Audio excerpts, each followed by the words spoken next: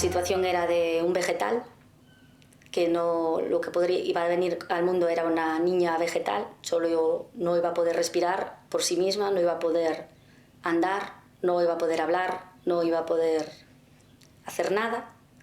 No saben si duraría una hora, un día o un año.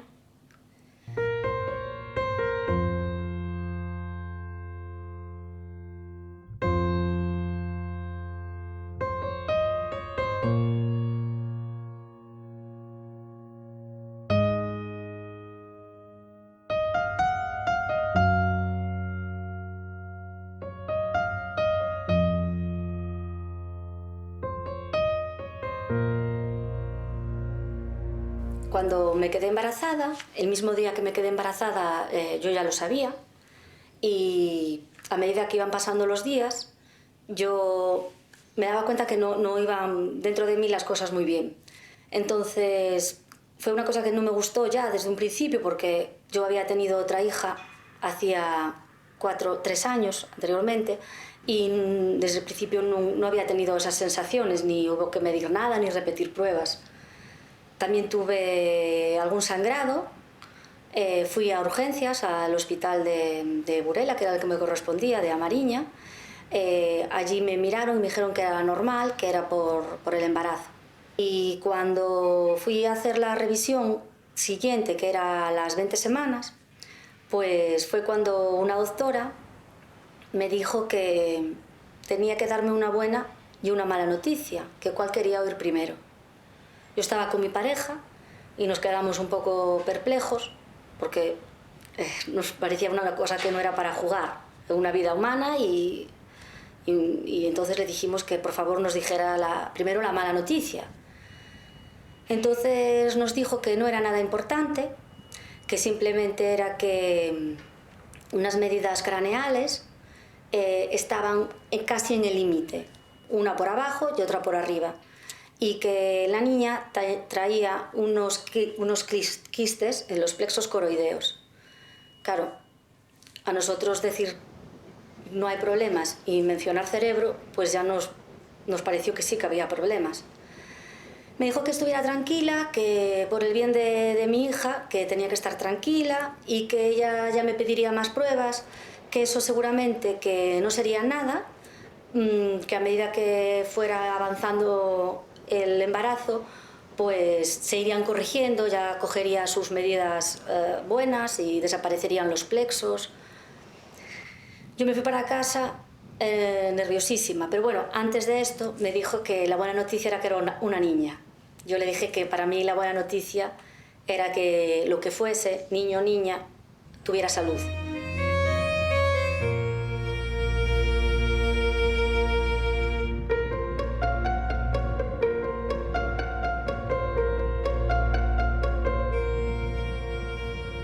Cuando fui a este ginecólogo privado, me dijeron que estaba todo muy mal. No me quiso ni enseñar a la niña en el ecógrafo.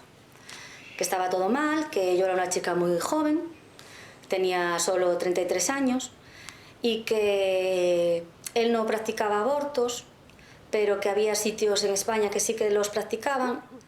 Yo con esa información llegué el martes a las 8 de la mañana sin cita al hospital. Yo le dije que no podía esperar porque estaba en la 21ª semana de embarazo.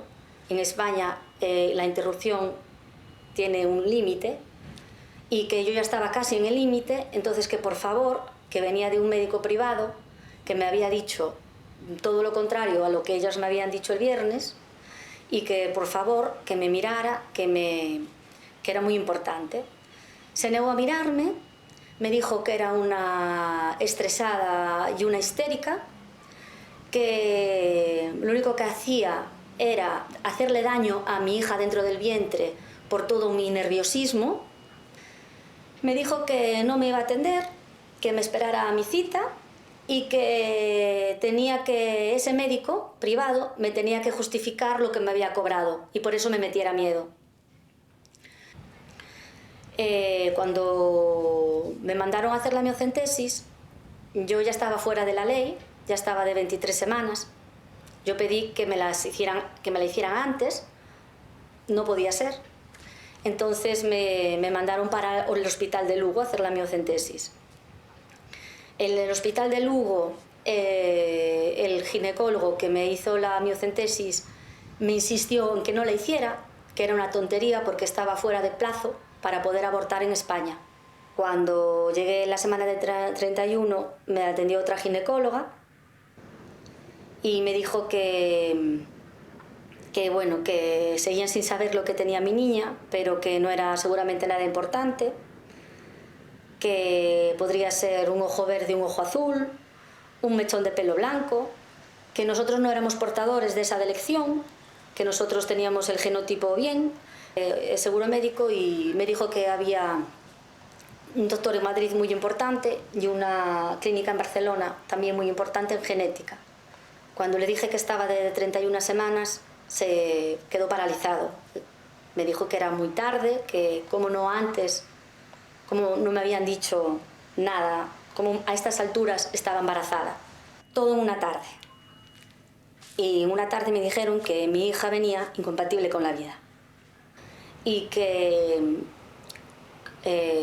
por ser tan grave se podía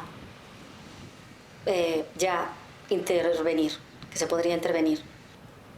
Para mí fue muy duro, pero la tomamos entre los dos, entre mi pareja y yo, y decidimos intervenirlo.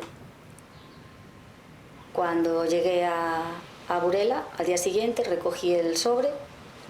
Me dijeron que si quería que no lo abriese.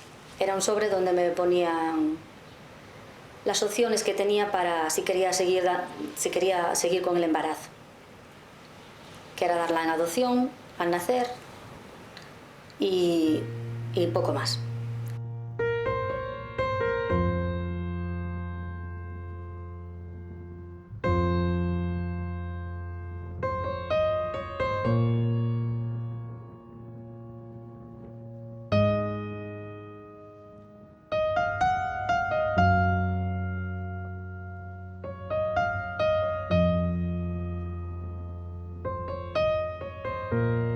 Después, cuando fui a Madrid por la mañana, el día que me iban a ingresar, yo marché el día anterior, dormí allí en un hotel. Madrid está a 600 kilómetros de donde yo vivo, tuve que ir en coche, en mi coche. Y llevé un viaje bastante malo porque iba sangrando. Y cuando me bajaron para empezar, primero me miraron y al mirarme con el aparato se me rompió el útero. Entonces me taponaron con gasas y me derivaron al Hospital La Paz, que es un hospital público, porque me dijo el ginecólogo que estaba muy grave, que no podían hacer nada y que no sabían cómo había llegado con vida a Madrid, que me había roto el útero y que era muy urgente, que estaba muy grave. Me trasladaron en ambulancia para el hospital público. Me preguntaron si venía de un piso, pensando que, no sé qué pudieron pensar, si lo hubiera hecho yo de forma particular, la interrupción o algo, porque ese era el tono. Y dije que no, que venía de la clínica Isadora, pero que con las prisas por la gravedad se había quedado el historial allí, el doctor no lo había incluido en la ambulancia. Cuando me llevaron para la sala para verme, me sentaron, yo casi no me podía ya ni sentar, y al quitar las gasas se produjo una hemorragia enorme y empezaron a gritar y a taponarme con el espéculo. No podían meter la gasa y tuvieron que meterlo con la mano porque me desangraba, y fue muy doloroso. Tengo el recuerdo de gritar mucho por el dolor. Ya me subieron para arriba para operarme, que intentarían salvar mi vida.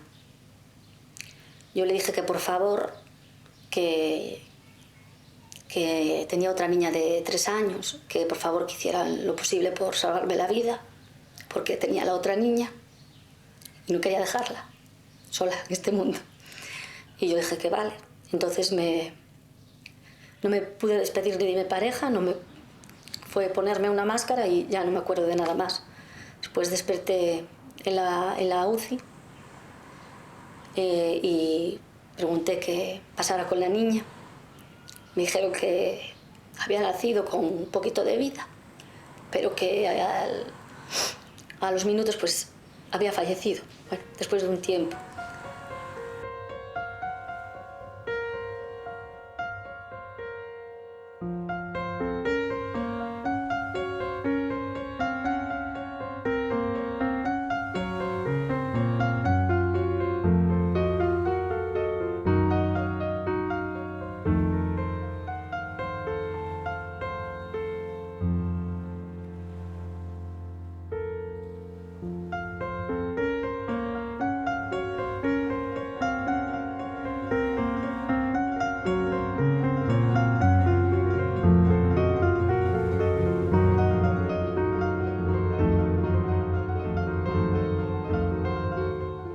En España tenemos un problema muy serio porque no en todas las regiones ocurre lo mismo, pero hay regiones como en el norte, como Galicia y Murcia, en donde directamente no se practican casi ningún aborto, no se practican abortos, porque mayoritariamente los doctores y otro personal de salud son objetores.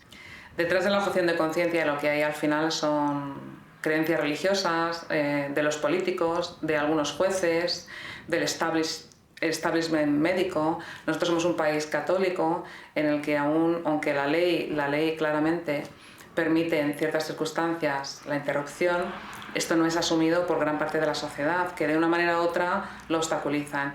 Esas personas, como he dicho antes, son políticos, son jueces, son médicos, son enfermeras, son anestesistas.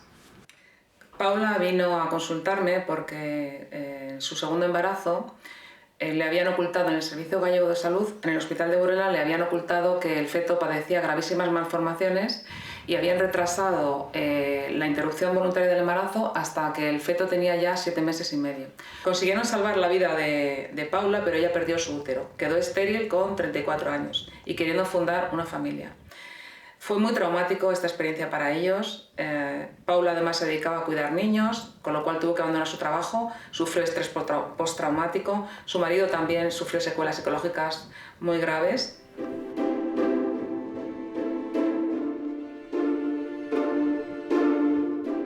A veces creo que los médicos se deshumanizan y no saben que están tratando con personas. Pues por poner un ejemplo, a mí me pasaron cuando Priscila le tuvieron que hacer la cesárea para sacar a la niña. Yo estaba sentado en el pasillo con otra señora que estaba esperando a que naciera su nieta, que no nos conocía de nada, ni sabía nada de la historia, y vi cómo se acercaba a una incubadora con una niña. Y el celador le dijo así con el gesto hacia mí, a una pediatra, a una doctora. Entonces me la pasaron por delante y se acercó a mí y me dijo que bueno, que había salido la niña con una cesárea y tal, que sí quería que se reanimara, que venía con muchos problemas, con una señora al lado que no me conocía de nada mirando así. Yo le dije que no, que veníamos de Isadora de hacer una interrupción y que no veía, que venía con muchísimos problemas y que no quería reanimar. Todo con la mirada pues, de la señora pues, diciendo, un padre que no quiere reanimar a su niña.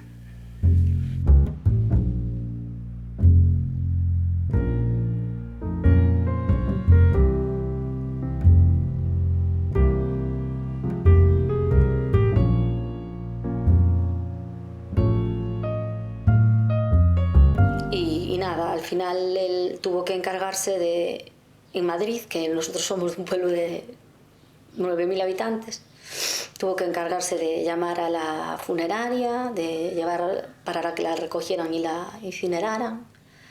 Y todo eran apuros burocráticos, nadie se preocupó por el estado psicológico, ni mío ni de él. Solo eran de hay que registrarla, hay que sacarla de aquí, no puede estar más tiempo aquí, llama a una funeraria, llama a quien quieras, hay que llevarla. Nosotros la queríamos dejar para saber si podíamos ayudar a alguien más en un futuro, para que no pasara por lo nuestro, porque el caso que traía a mi hija era un caso por 40 millones o no había casos vivos. Su vida dentro de mí, porque fuera de mí no la iba a tener. Y no fue justo para ella seguir creciendo dentro de mí para salir, para sufrir. Porque el poco que vivió, el tiempo que estuvo aquí, estuvo conectada a máquinas. No estuvo su madre al lado, que era yo. No tuvo a nadie. No pudo oír ni mi voz. Entonces, yo creo que fue mucho sufrimiento para ella tener que salir de mí.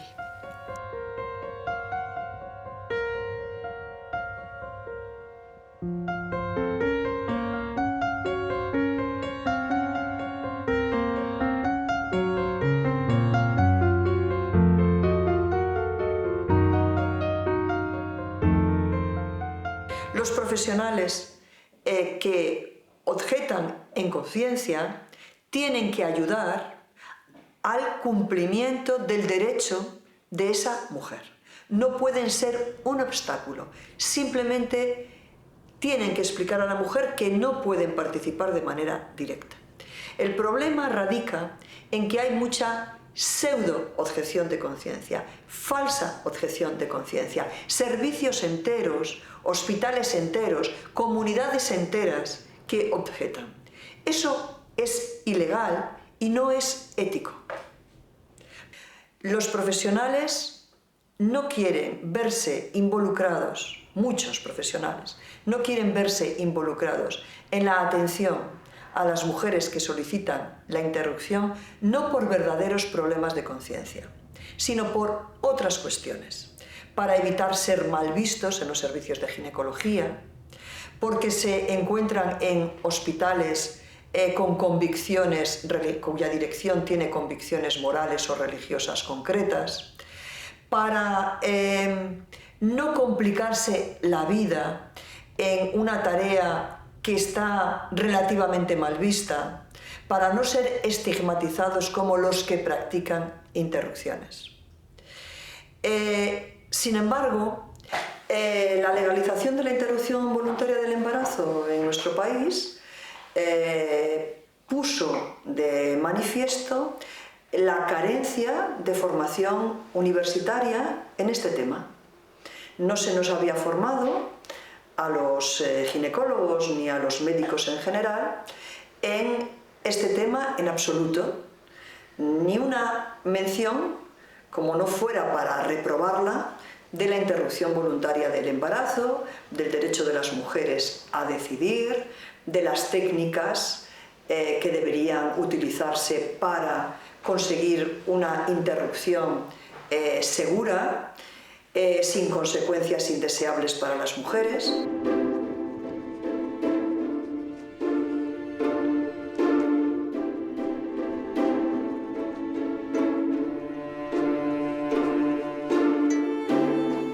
Quiero decir que el caso de Paula no es un caso aislado, pertenece a una situación, un problema sistemático de este servicio de salud, y que a lo largo de este caso he conocido a otras muchas mujeres que se han visto expuestas a situaciones similares.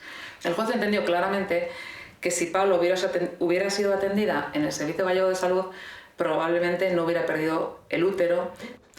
El juez incluso dijo que la cuantía que habíamos pedido indemnizatoria no era bastante para compensar tantísimo sufrimiento como en este caso había ocurrido. Ha sido una satisfacción moral enorme para mis clientes y para mí como abogada feminista que soy. Y yo creo que nadie debe pasar por lo que pasé yo, ni ningún ser vivo tiene que pasar por lo que pasó mi hija.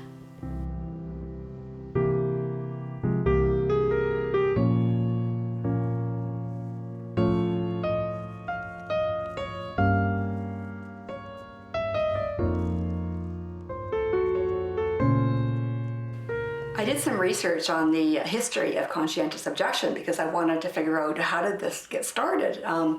And discovered that the very first time that conscientious objection was explicitly allowed by law was in the UK 1967 Abortion Act. So that was the first instance in any kind of healthcare was abortion. So even today, 50 years later, conscientious objection is still exercised mostly for abortion and other reproductive health care such as contraception, vasectomy, etc. And only just recently it started to be used for medical assistance in dying as well. And another interesting thing about the history was I wondered why why that particular clause on conscientious objection was included in the UK Abortion Act. How did it get there? That law legalized abortion in the UK. I actually had email contact with Lord David Steele, who was the MP at the time in the UK who introduced the Act, and I asked him how it got there. And I had read in a book somewhere that it was introduced for pragmatic reasons as a compromise in order to get the bill passed.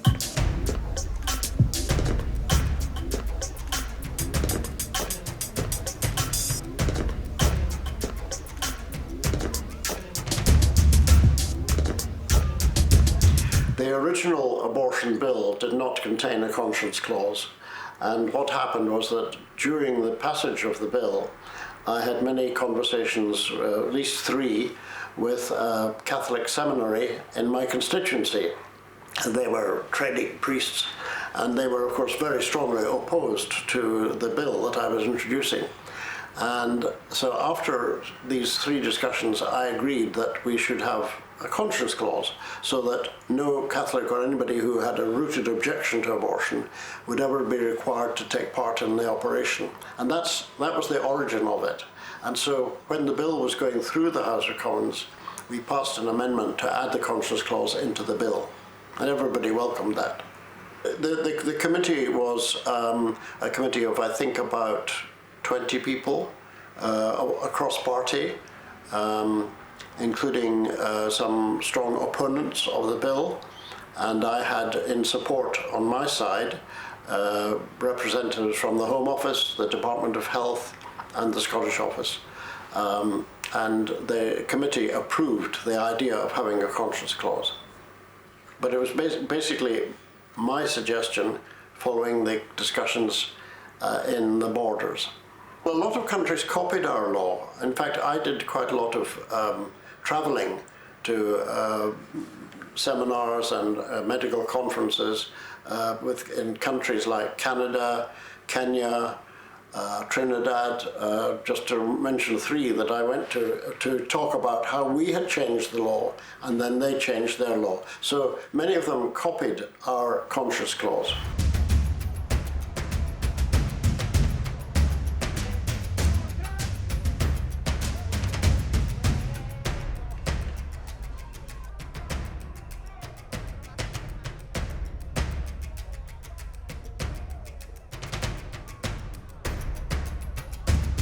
Valentina era stato interessante di 2 gemelli. L'ha visitata e gli ha detto che si trattava di un maschietto e di una femminuccia, quindi lei era felicissima. Prima di lasciare lo studio, però il ginecologo ha detto di controllare l'utero, il collo dell'utero. Quando l'ho visto mia figlia sbiancare in faccia perché il medico ha subito notato che c'era una dilatazione di 1,5 centimetri del collo dell'utero e quindi lei ci ha detto deve andare subito in ospedale, essere ricoverata e da oggi in poi quella fino al parto, ma in questi 17 giorni quando io la mattina ci andavo a trovarla gli dicevo è passato tutto il ginecologo, sono passati i medici, cosa ti hanno detto? Dici papà, passano di qua, il mio ginecologo non si è visto, si vede ogni tanto, ma passano di qua, ma a me non fanno mai niente, mi dicono tu devi stare a riposo, tu a riposo, però non mi fanno controlli, non mi fanno ecografie. Tant'è che Valentina in un ospedale, non in un casolare di campagna, ma in un ospedale dove doveva essere protetta lei e i suoi gemellini, ha preso la sepsis. E nessun medico se ne è accorto. Questa sepsi è esplosa il 15 mattina alle 9 di mattina con febbre alta, vomito e dolori terribili. L'infermiera, non so se l'ha d'iniziativa sua o l'ha chiesto a qualche medico che non era presente nel reparto di ginecologia, ha messo una tachipirina per via endovenosa che le ha fatto scendere la febbre e la temperatura a 34, però è subito risalita, per cui i segni della sepsi c'erano tutti, però non c'era un medico quel giorno, basta, non ci hanno fatto niente. Dopo L'hanno un po' lasciata è là. arrivato con un medico e questo medico ha fatto l'ecografia. Allora ho detto, dottore, mia figlia sta troppo male. Signore, i cuoricini battono, io non posso ammazzare i bambini. Ho detto, ma guardi che mia figlia sta troppo male. Sì, ma non possiamo fare niente per ora perché i cuori dei bambini battono. Io sono un obiettore di coscienza.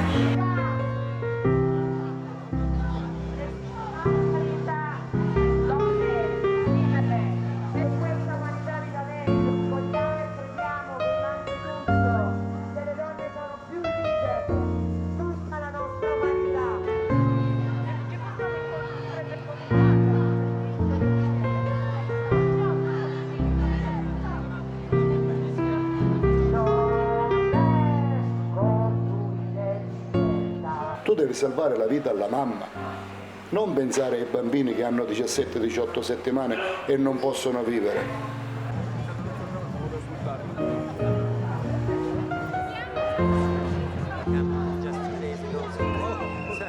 Siamo arrivati alle 11. Alle 11 questo medico apre lui la porta e ci dice uno dei cuoricini non batte più, per cui io procedo a farlo all'espellere, a farlo uscire.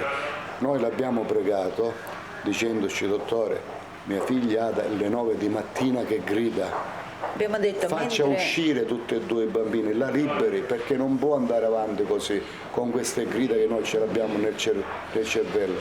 Ho fatto l'ecografia, ancora c'è un cuoricino che batte, per cui io, essendo obiettore di coscienza, non posso intervenire.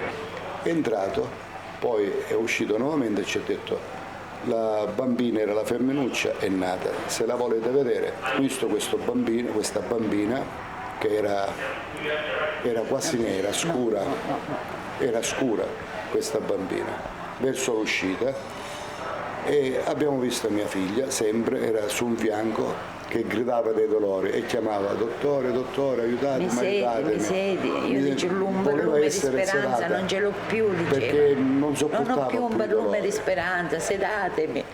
Il medico del corridoio, grida anche scorbutico e poco educato, e ora dice ci mettiamo a sedare tutte le donne che devono partorire, questo ancora parlava di parto, va bene. Poi mia figlia è uscita e noi la sentivamo sempre gridare.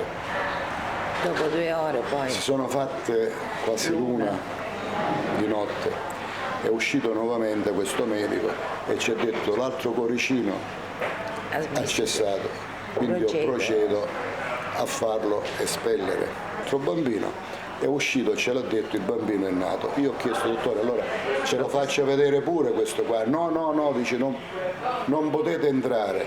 Noi non la sentivamo più mia figlia e secondo me l'ha ammazzata là. Mia figlia è morta là, secondo me. Perché ha detto adesso la sediamo per far uscire le placente. Per far uscire le placente.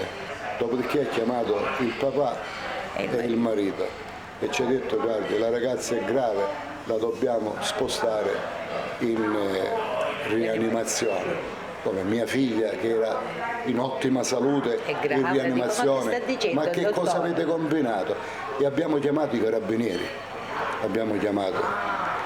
poi l'hanno fatta uscire per la rianimazione sedata, Dubata. E non mi spiego perché ci avevano messo dei cerotti negli occhi, cioè ci hanno chiuso gli occhi con i cerotti e indubata. E l'hanno portata in rianimazione. No, e noi abbiamo chiesto, ma allora da questo momento noi quale referenza abbiamo? E lui ha detto niente, affidatevi, vi dovete affidare ai rianimatori e al Signore. Poi c'è stato questo ignorantone di medico dove l'obiezione non c'entrava per niente, si trattava di salvare la vita di mia figlia perché i feti avevano 18-19 settimane, non potevano vivere, ma mia figlia poteva vivere. Ma responsabili sono tutte e 13 perché non l'hanno monitorata per assenteismo e per ignoranza, per incompetenza. Quindi è stato tutto, cioè l'hanno ammazzata mia figlia, l'hanno ammazzata. Tra mille dolori. Tra mille dolori.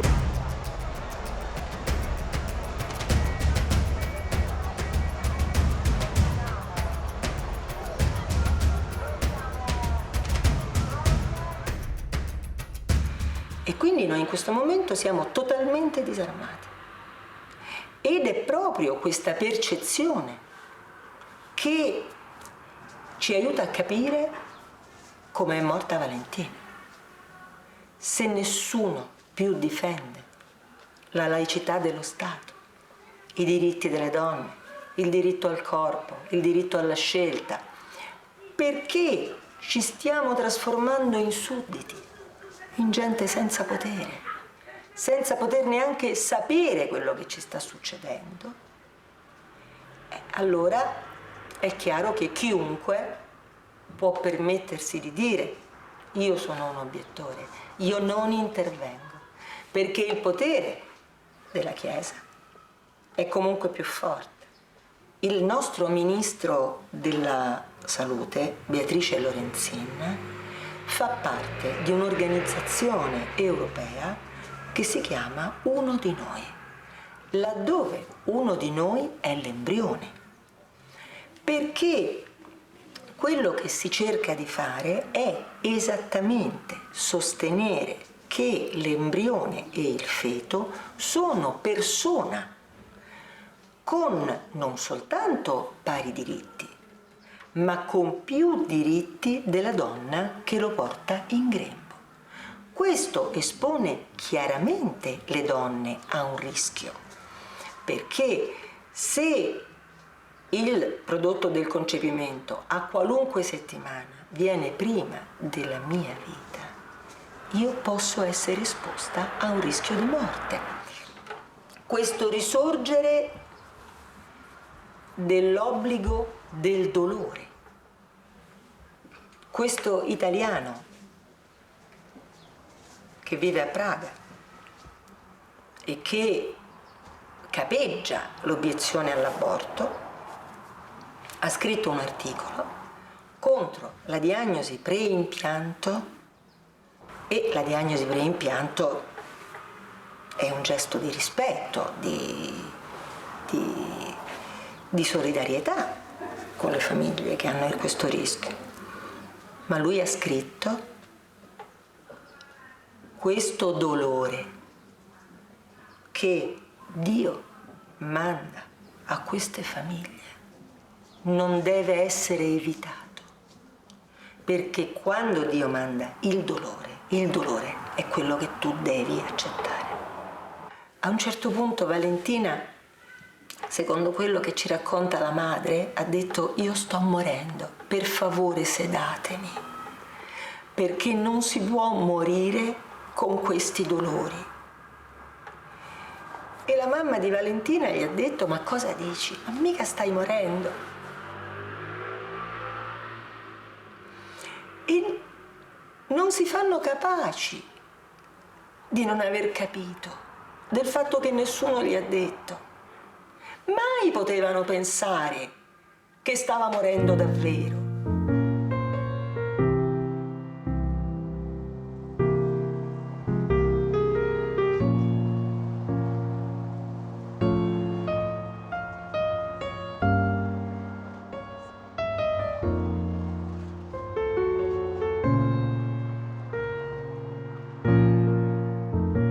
Noi abbiamo un pugnale nel cuore, però non è giusto che altre giovani donne vadano lì per dare la vita a esseri umani e debbano venire uccise come è stata uccisa mia figlia con i suoi gemellini, perché di omicidio si tratta. In Italia il grosso problema è che la percentuale dei medici obiettori è continuamente in aumento. siamo passati nel 2005 dal circa 56% come media, nel 2013 siamo arrivati al 70% come media, ma ci sono zone come per esempio nel Lazio in cui siamo arrivati al 91,3% di obiettori. Il medico non obiettore quando entra in ospedale si deve preoccupare di tutto perché tutti scappano, quindi lui si deve occupare dei materiali. Ci sono delle ferriste che non lavano i ferri che lui ha usato per fare l'aborto ed è lui che li deve lavare.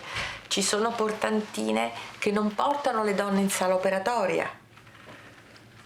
Ci sono anestesisti che non vogliono anestesizzare le donne, quindi lui si trova a voler far rispettare una legge, ma si trova in un ambiente ostile che gli crea molta difficoltà per poter attuare questa legge.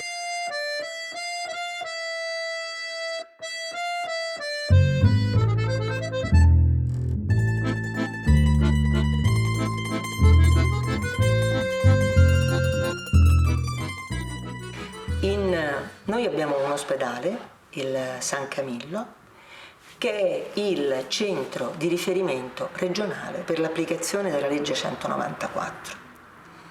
Questo ospedale ha fatto un concorso per avere il primario, è arrivata prima una ginecologa proveniente dal Policlinico Gemelli come formazione, che è l'ospedale del Vaticano. Perché i ginecologi universitari laici non si presentano ai concorsi?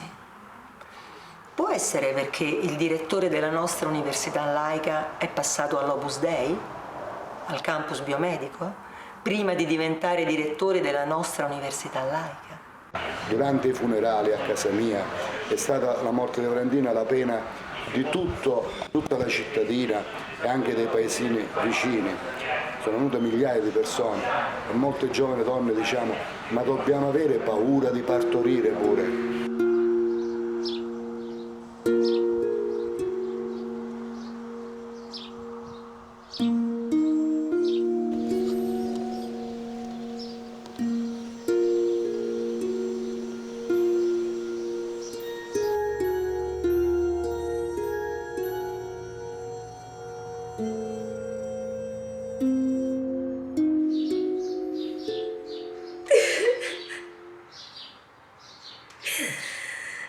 Lo que yo pasé y aún lo llevo dentro.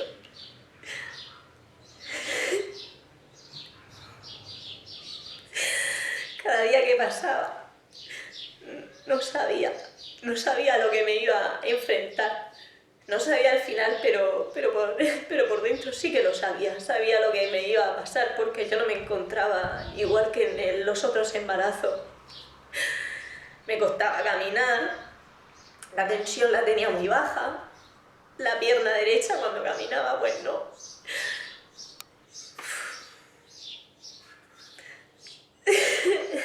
Entonces no tenía contestación, nadie me la daba. Me van a decir la verdad porque yo ya aquí no sentía seguridad ninguna, tanto por la ginecóloga privada como por la pública. Cuando me hice la amniocentesis, nos reunimos mi marido, mi madre y yo. Mi madre le dijo a ella, María, esto creo que es cosa de aborto. Yo esto no lo veo normal. ¿Crees que deberíamos de abortar? Y ella rotundamente dijo, muy seca, hablando con un carácter así muy seco, dijo, no. Isabel, le dijo a mi madre, esto no es cosa de aborto, porque tenga unos pies torcidos, unos pies zangos, esto no es cosa de aborto, eso se corrige y ya está.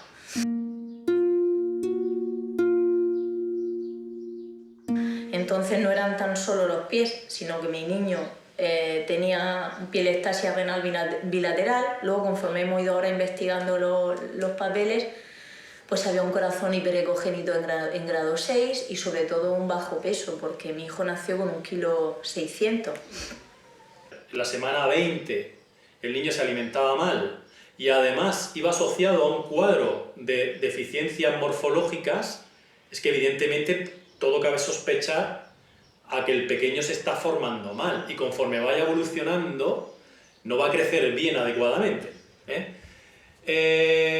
Bien, los médicos generalmente tienden no les cuadra esa información, intentan despistar aparentemente, ¿vale? Pero en este caso los médicos creemos que actuaron un poco sesgando esa información y no tuvimos una información objetiva de lo que estaba pasando. Todo lo contrario, o sea, veían todo como algo normal. Y bueno, pues ya cuando doy a luz, pues nace el niño, pues ya imagínate, un trauma ya impresionante. Cuando voy ahí en silla de ruedas a ver los neonatos, pues me encuentro con un niño, bueno, una imagen horrorosa, pues como un fetico, un feto sin peso, desfigurado, algo que dices, madre mía, ¿esto qué es? Te quedas, de repente entras en el infierno más absoluto. Más luego los 2 meses que estuve allí, que fueron horribles, porque no te daban nada de información, todo era tema tabú. Claro, yo allí es donde yo ya fui consciente y iba dándome cuenta de todo lo que me había pasado. Bueno, el niño básicamente tiene un estado hipotónico general, que es como un estado de flojedad, de poca fuerza.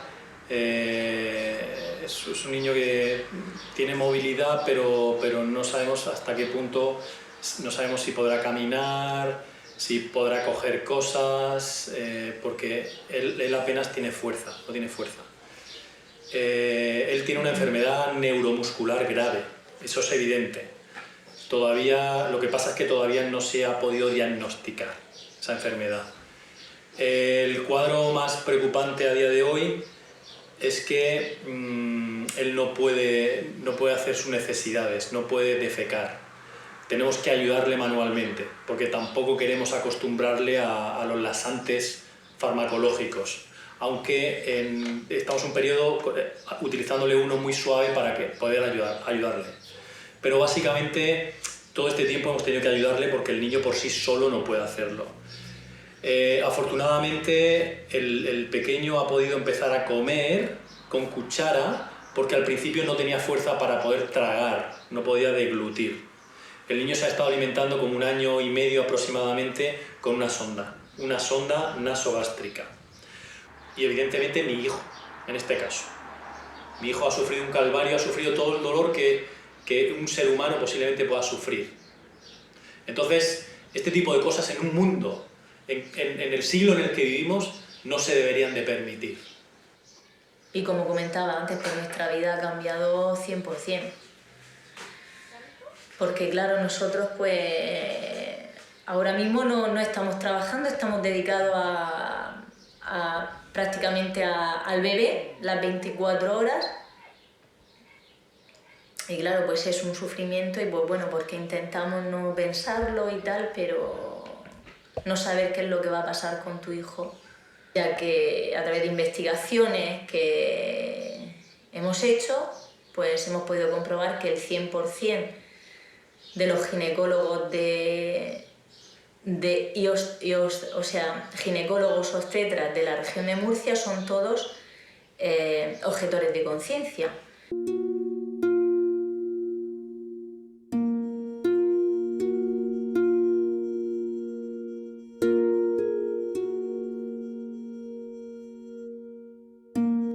Nosotros estamos buscando el embarazo, me quedo embarazada, estamos muy ilusionados.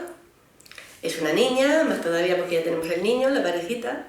Bueno, desde el principio que detectamos en la primera consulta, a las 20 semanas, que algo no iba bien, lo que sentíamos es que nos trataban de alargar plazos, no nos decían la verdad o qué estaba ocurriendo.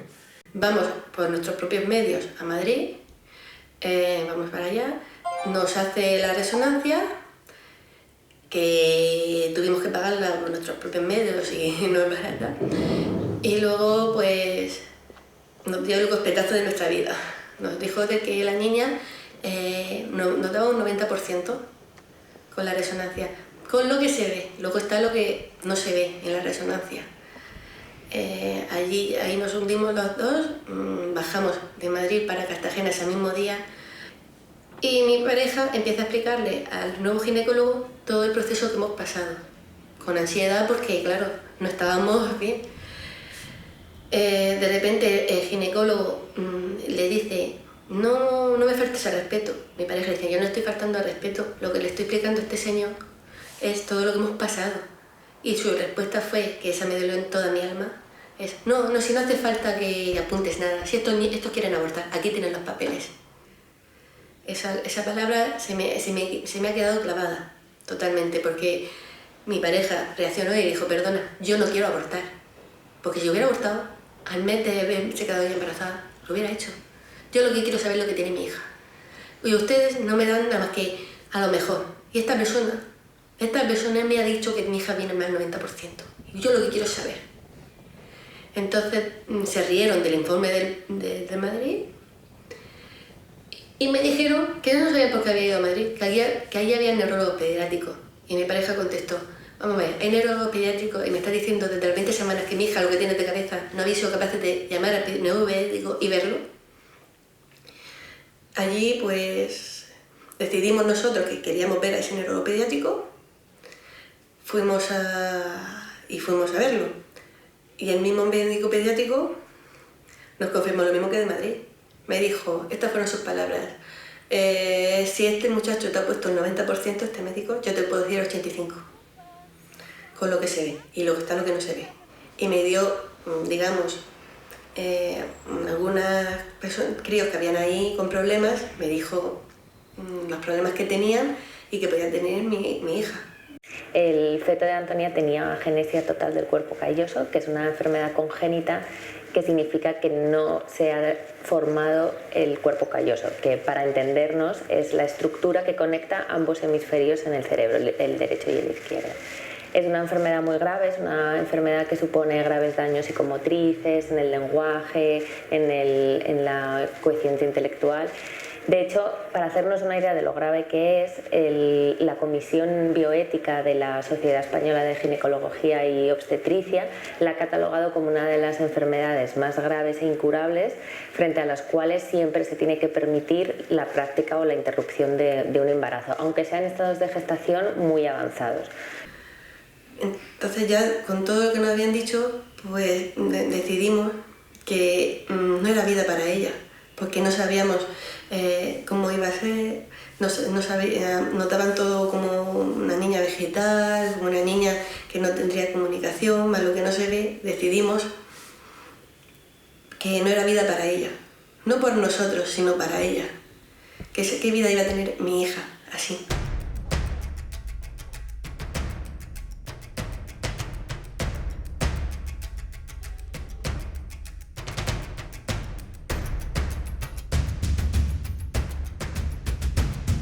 In Sweden, we have a rights law for abortion. It was a law that was implemented in 1974. The Act does not contain a conscience clause, and there is no possibility for the person working in the healthcare, and specifically in abortion healthcare, to say they do not want to perform abortion.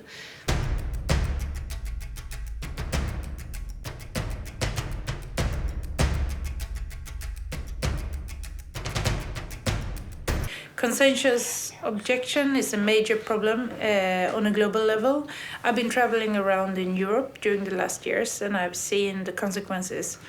It limits the right and the access to abortion. It's something quite new actually in Sweden. What we can see now is a much more strategic abortion resistance. And since the right to abortion in Sweden has a large support amongst the general public and also within the parliament amongst politicians, it's very hard to ask for laws and restrictions when it comes to the right to abortion, because people think that women should have the right to decide if they want to do an abortion. The anti-abortion groups in Sweden, they're quite small, but they're becoming more and more strategic, and they also find partners in Europe and also in US. So they are trying to attack the right to abortion, and they do it at the moment through conscientious objections. So then they are trying to raise this issue with the midwife, and they want people to think that look at this poor midwife, she should have the right to decide if she wants to work with abortion or not. So it's really a way of trying to attack the issue from another angle or another perspective, and not talk about the right to abortion. Talk about this poor midwife who doesn't have the right to decide. Of course, they are not only thinking of 1 or 2 midwives. I mean, this costs quite a lot of money to go to court with these cases. So, of course, the aim is to change the law. And the aim is to attack the right to abortion.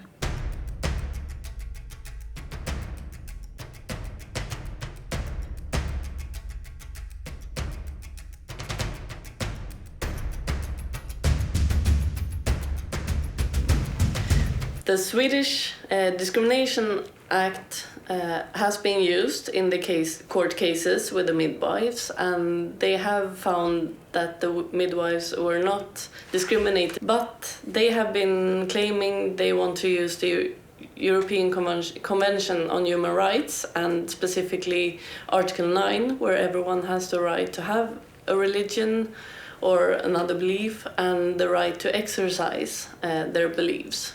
The Labour court found that they were not discriminated.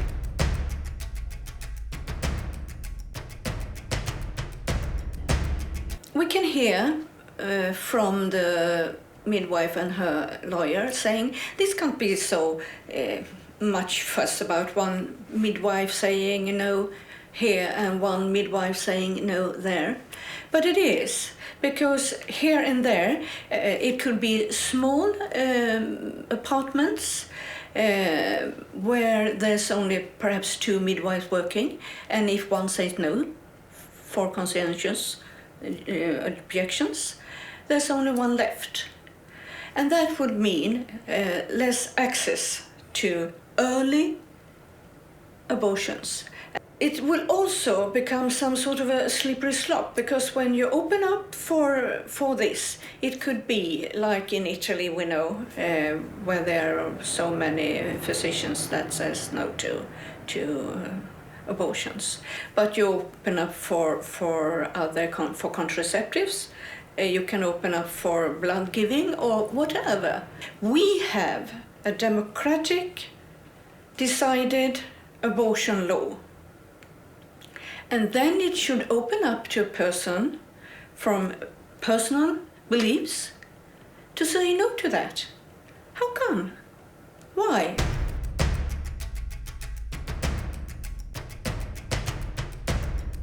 So no one is forced to become a doctor or to choose a certain speciality or to become a midwife.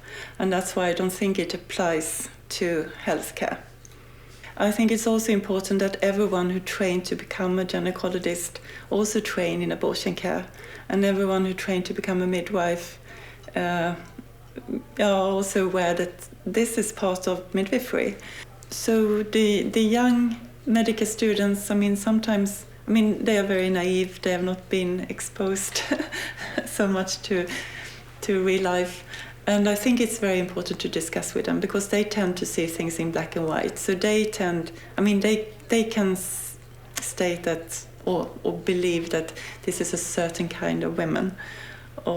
And I think it's also very important then what they see, because we are lucky that we have abortion integrated in the public health care, so they can see themselves that it's actually the same women who come to the delivery ward who may then come to the abortion clinic.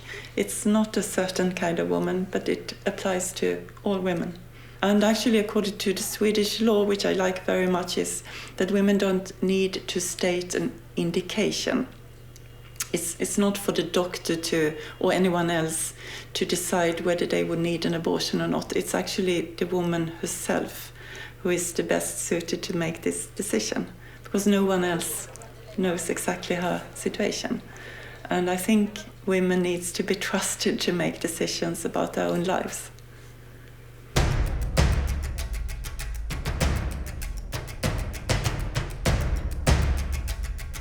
And what we know is when you limit the access to abortion, people still do abortion. Either they do it within the country, illegal, and they have to pay often lots of money, or they travel outside the country to get the access. So no matter if abortion is legal or not, people still do terminate the pregnancies. And we know due to the World Health Association that about 50,000 women every year die due to illegal abortions.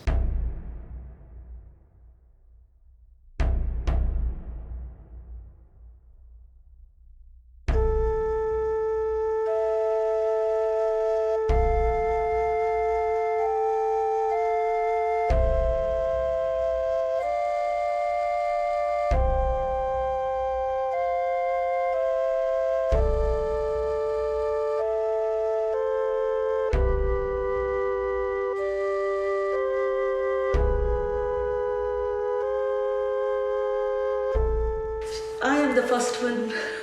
She called and she said she's pregnant. She didn't even tell her parents. She found out, she called and she started to say, what should I do next, what's next, what's next?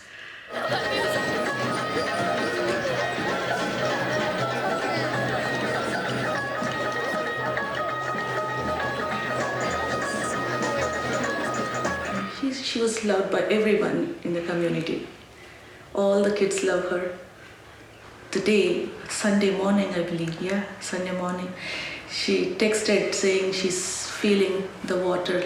She went to toilet many times. Is it normal? I told her go to the emergency because Sunday all GPs are closed. So she went, and by afternoon they sent her away saying that she's okay, for fetal heartbeat is good. When she first attended the hospital, her cervix was open and the junior doctor who examined felt the membranes bulging. And yet she was not admitted. She did not have a scan. She was sent home.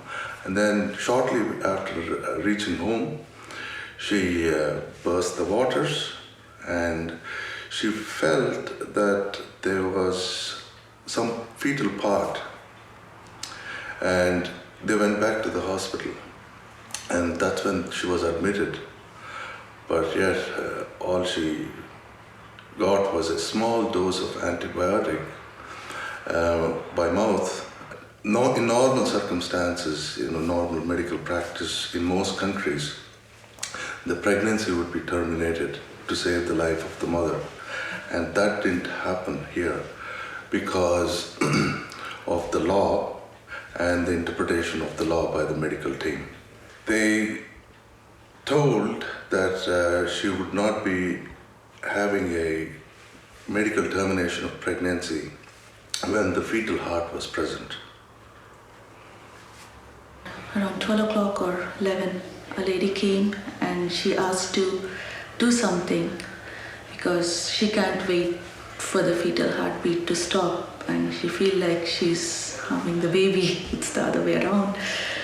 And they denied it. They can't do it. You cannot control sepsis by antibiotics only. You need to eliminate the source of the sepsis. So she had already ruptured the membranes when she went into the hospital. Her cervix was dilated, so it was an open door for infection to enter. And she developed amniochorionitis, which is infection within the womb. The doctor saw that she was suffering from sepsis, and Savita asked for termination of pregnancy, and yet it was denied. And one of the nurses on the maternity ward told Savita and her husband Praveen that this is a Catholic country and it was not permitted to terminate the pregnancy. Well, it is a publicly funded hospital, funded by the taxpayers. And yet, traditionally in Ireland, almost every hospital has been strongly influenced by Catholic religion. So it's not written in the ethos of the hospital, but it's an unwritten ethos that goes on. If you go into any hospital, you'll see religious figurines. The priest will do a ward round before the doctors, and in most wards there will be religious symbols. And the same thing in the constitution of this country.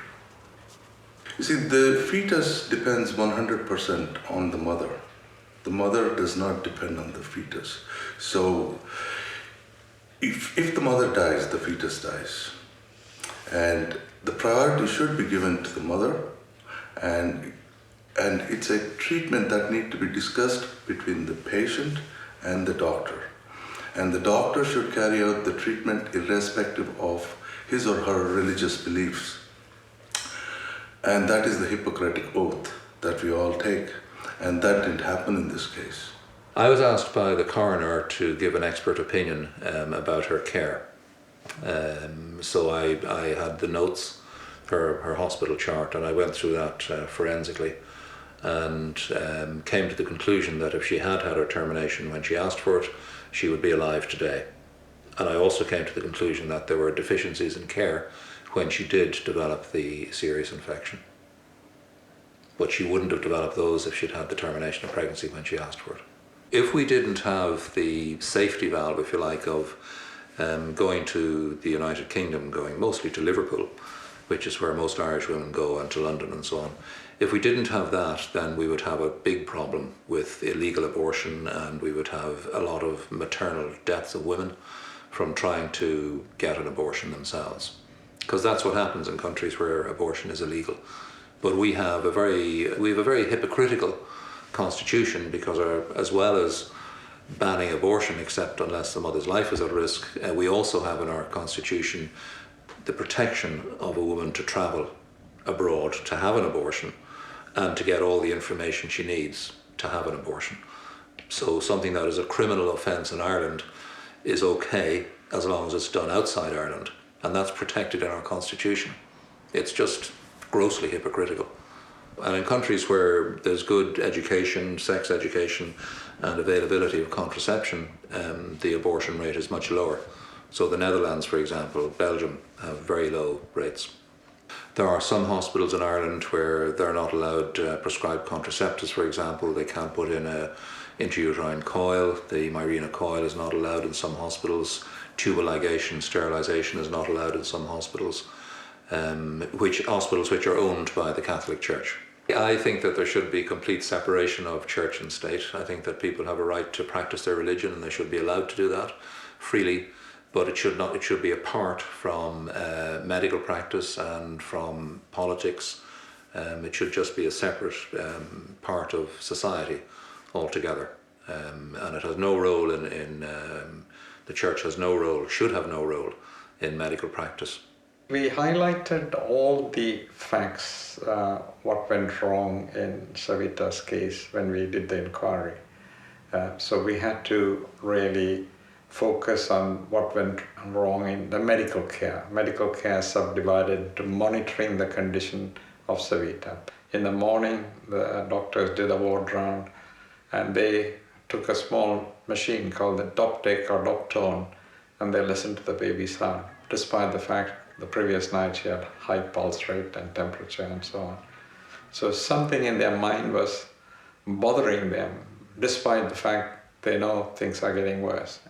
And the thing which was bothering them was this fetal heart.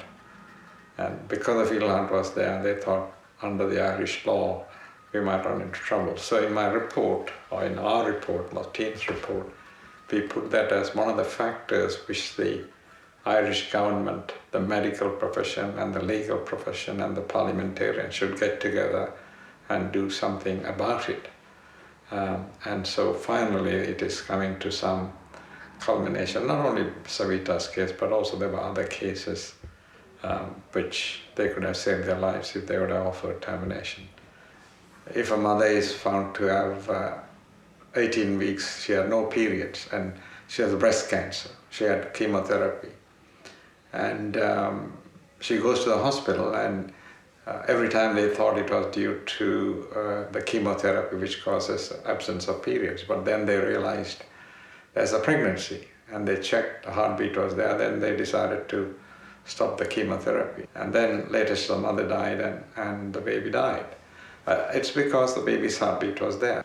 So the whole thing, as I mentioned, is the tip of the iceberg. The death is like this, but so many women we are damaging because we are not acting early. We have to really explain the reality in that situation, because on questioning they asked, I have a conviction of being an abortionist, and I explained it is not a conviction that I'm an abortionist. Everybody in the room is an abortionist. If you don't support legal abortion, indirectly you're supporting illegal abortion. The only thing is it is not seen by you because everything is done in England. The 4,800 women, if they would have the abortion in Ireland, they would be all in prison. So that is impossible to have so many people in prison. So they're keeping what we call is sweeping under the carpet, or keeping a blind eye to what is going on. The world can think what they like about the whole process, but the woman has to have her own rights to say what is best for me, for my family, and so on. And they think very carefully. They undergo, as I mentioned, emotional and physical trauma. So they had to make the decision, and we had to really support it.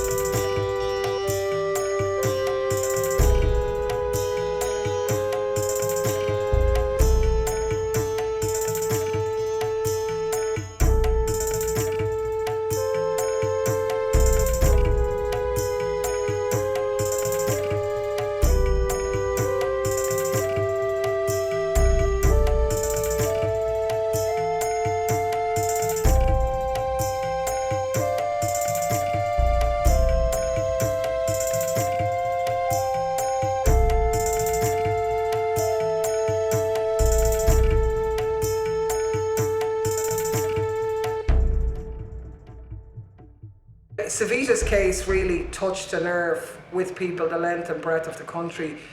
It happened after a period of time where we had been trying in the Parliament to force the government to bring in legislation to even deal with the restricted circumstances where abortion was permissible in Ireland. There had been a growing confidence, I suppose, amongst people, a growing breakdown of the stigma around abortion. When I had moved legislation earlier in that year, it was the first time that people openly came forward and identified themselves as women who had had abortions. So the climate was beginning to change.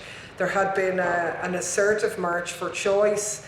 This had been only happening in the last number of years, and the tide was beginning to turn. And then on the back of that, this appalling tragedy of a young woman who was happy to be pregnant in a loving relationship, who had sought medical help and been effectively abandoned and died for no reason. The Catholic Church ran our schools, ran our hospitals, still has a huge influence in that, even though the state funds all of those organisations. The Church's influence is considerable, which is interesting and ironic in that the control of the Church over the hearts and minds of people is completely different. Irish people, while answering censuses now, would say the majority would still call themselves Catholic. It's not in any way the same reverence and respect that was given to the Catholic hierarchy that we saw in instances like the Magdalen laundries or the mother and baby homes, where in Ireland's past women who became pregnant outside of marriage were basically incarcerated behind the walls of Magdalen laundries, forced to give up their children, ostracised and so on, and everybody went along with that because the Church couldn't have that type of immorality going on. Obviously it's dramatically different than that now, in that the Church doesn't have the same control, and the biggest barrier now is the political establishment and their weakness in dealing with this issue.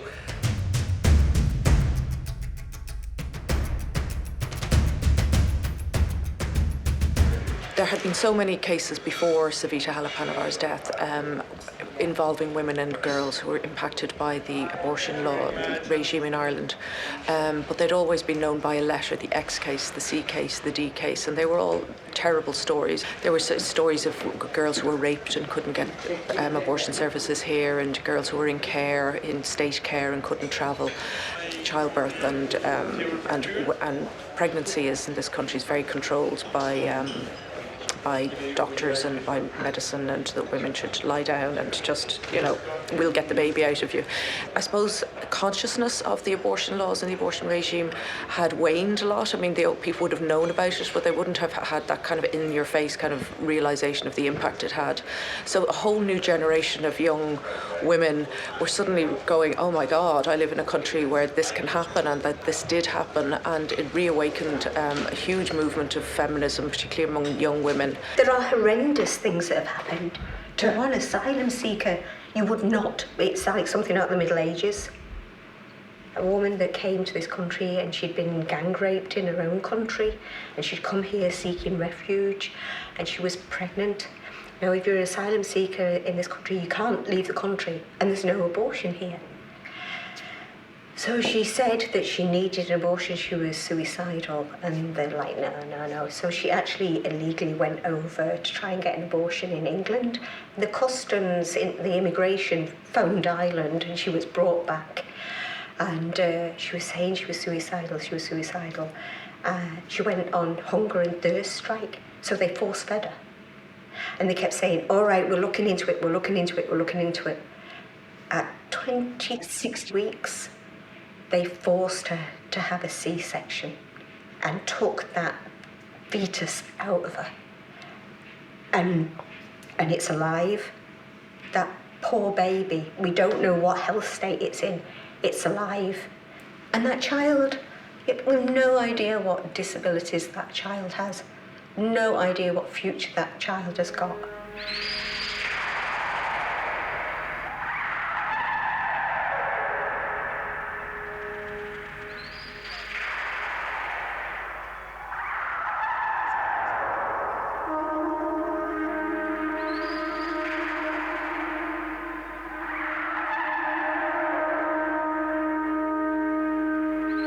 ¿Qué material utilizábamos? Entonces era un material muy sencillo que podía entrar en una bolsa. Había el bote de Nescafé, que había un tapón para cerrarlo, y el tapón había 3 agujeros. Un agujero para el manómetro, para ver el vacío que había en el bote de Nescafé, con una bomba de bicicleta inversada, entonces se hacía el vacío dentro del bote, y el tercer agujero era para poner un tubo transparente hasta las cánulas para absorber el contenido del útero. Y bien, después las medicinas, teníamos siempre el meterrin, que eso era muy importante si había un caso de sangrado más importante, y casi nada más. Sabíamos también que hielo en el vientre si había problemas de hemorragia. Shock vagal hubo muy pocos. Entonces sabíamos que necesitaba tiempo, un poco de atropina también, pero es que no había problemas, porque las mujeres estaban conscientes también que no podían tener problemas. Y además que también son cosas que queman muchísimo, porque no solamente se aspira el útero, pero se aspira todos los tabús alrededor del aborto, que son muchísimos tabús de religión, de muchísimos tabús. Y entonces así eso quema. muchísimo.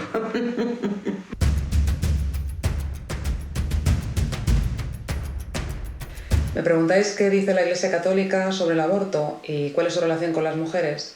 Lo voy a explicar a través de las declaraciones de varios obispos españoles, como por ejemplo el obispo de Granada, que en el año 2011 decía que si una mujer aborta, da a los varones la licencia absoluta, sin límites, de abusar de su cuerpo.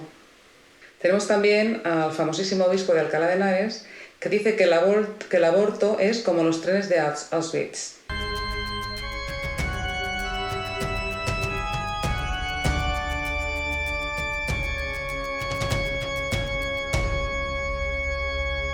I think conscientious objection was started for people who did not want to go in the military army. But that is something else than your obligation to treat women with a need of help who are sitting in front of you. But I know that in many countries, conscientious objection, or better to say, doctors who refuse to help women with a clear demand for help, that is getting a big problem. We know it a little bit in the Netherlands as well. For example, in this hospital, we have our abortion clinic as a part of our obstetric gynecological service. About 50% of women are helped with abortion pill, and the other 50% opt for an instrumental abortion in the operation theater. And we have some nurses who are not willing to help, in this case, with an instrumental abortion. Now we are in the lucky situation that we have enough nurses who are willing to help, so women do not suffer from it. Sometimes if you just ask women, what do you want? They start to cry and they can tell. But it's very difficult because it's not accepted that you can say, I don't want to have this child, or I don't love my child, or I'm not happy with this newborn baby. I really hate parenthood. It's not allowed. You can't say it in society. And I think if you say it, then sometimes the stress will less and you can deal with it better. But yeah, talking about abortion, it's talking about life. And there's also in this oath, it's written that you should not take somebody's life. But that's the discussion, what's life? What's life for you, for me? When does it start? For me, it doesn't start when it's a pregnancy with 12 weeks or so. If you take it out of the womb, it will not survive. Some women don't know they are pregnant. They use the pill, they have their period every month, so they don't know they are pregnant. And also many Islam women, and they all tell the same. They all say it's forbidden, I can't talk about this, but I have to do this. And then I just to give them some relaxed feeling, I tell them you're not the only one. I see so many women with your background. I remember a case of a woman. She was from Portugal. She wanted to have an abortion. She was around 13, 14 weeks. But she was known with myomas. Finally, she came to the clinic. I checked her. Her uterus was really full of myomas. I said, it will be difficult. She says, do you know you are the 6th, so not the 7th doctor who I'm talking with. I went to the doctors. I was 6 weeks pregnant. And he said, yeah, you have a problem. We have to wait. I sent you to another doctor. I sent you to another doctor. I sent you to another doctor.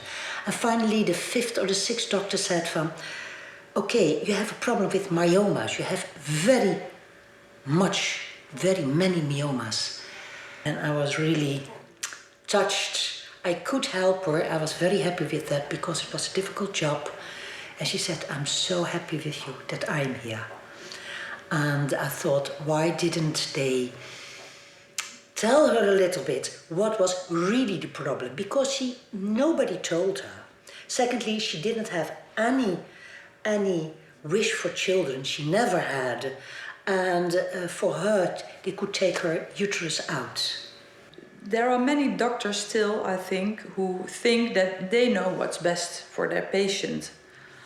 And the autonomy of a woman, yeah, I think this is one of the best rights. My mother, my grandmother, our mothers fought for here in Holland. So this particular example about the German lady who came in the clinic, she was told in Germany a few weeks ago that she was not pregnant, that the gynecologist did not see anything in the uterus. So she went back only 1 month after that, and then she was told, oh, congratulations, you're 15 weeks pregnant, by the same doctor. So she was really not only surprised, she was angry. And then she was told 15 weeks, so she found out by herself that she could have the abortion in Holland. She planned everything, she made the appointment, she booked a trip, a hotel, etc., etc. And she came in with the story that she would be 19 weeks pregnant. When I did the physical exam, I had to tell her that she was only 13 weeks pregnant, which would say that when she was examined by her own gynecologist, she was only 9 weeks pregnant. And then she showed me her ultrasound pictures, and indeed it was a fetus of 9 weeks. So she was not only rejected, she was not even referred by her own gynecologist. And by the time she was still in Germany, she could have had her abortion. And these cases, I think, it happens many times. De todas formas, quisiera insistir una vez más en el tema de objeción de conciencia, que a veces se malentiende. Es decir, si definimos conciencia como tal, es un principio, una actitud, digamos, moral, ética o religiosa, que solo puede tener una persona, es decir, solo las personas tienen conciencia. Sin embargo, está extendido el término como algo que podrían asumir instituciones o bien hospitales. Por lo tanto, es algo totalmente contradictorio. Un hospital nunca puede ser objetor. In reality, there is a very strong pressure on healthcare professionals to follow the policy of the hospital or of the region on abortion. If a healthcare professional decides to help a woman in doing an abortion because that's what his conscience would tell him, and he's working or she's working in a hospital where they don't perform abortions, then there's absolutely no way he or she could do that. Even there would be a threat to lose one's position, one's job, when going against the policy of a hospital. So the discourse, the public discourse and the discourse among healthcare professionals is totally biased and is full of double standards. Now I'm a gynecologist and I'm called to help women who are being refused by other colleagues who claim to be a conscientious objector, but what they understand is they refuse treating women, they put the burden entirely on their patients. So they claim they follow their conscience, but they put all the burden on someone else. And that is fundamentally against conscientious objection. We demand abortion rights! Stop the church! Stop the state! Women must decide their fate! Stop the church! Stop the state! Women must decide their fate! So Women Who Waves is a Dutch non-profit organization, and the idea behind it is that if you have a Dutch ship and you go to a country where abortion is illegal, you can take women on board, sail to international waters, and you can provide safe abortion services and legal abortion services there because it's under Dutch flag. Our expertise is that we are able to find that we are developing innovative campaigns and finding legal loopholes in order to try to create access to safe abortions and to break the taboo around abortion. We developed an abortion drone. Recently we had an abortion robot action, and it's always using the different jurisdictions or the loopholes in the law so that women can access safe abortions or information to safe abortion. As a result of the first SHIPS campaigns with Women on Waves, we started getting a lot of emails from women all over the world. When is the ship going to be here? I need help. And that was the motivator for us to start Women on Web.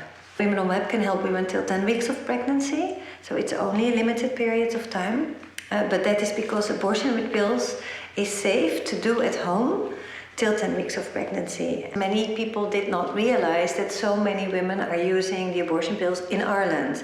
So it was not anymore a problem that was about exporting it to the UK.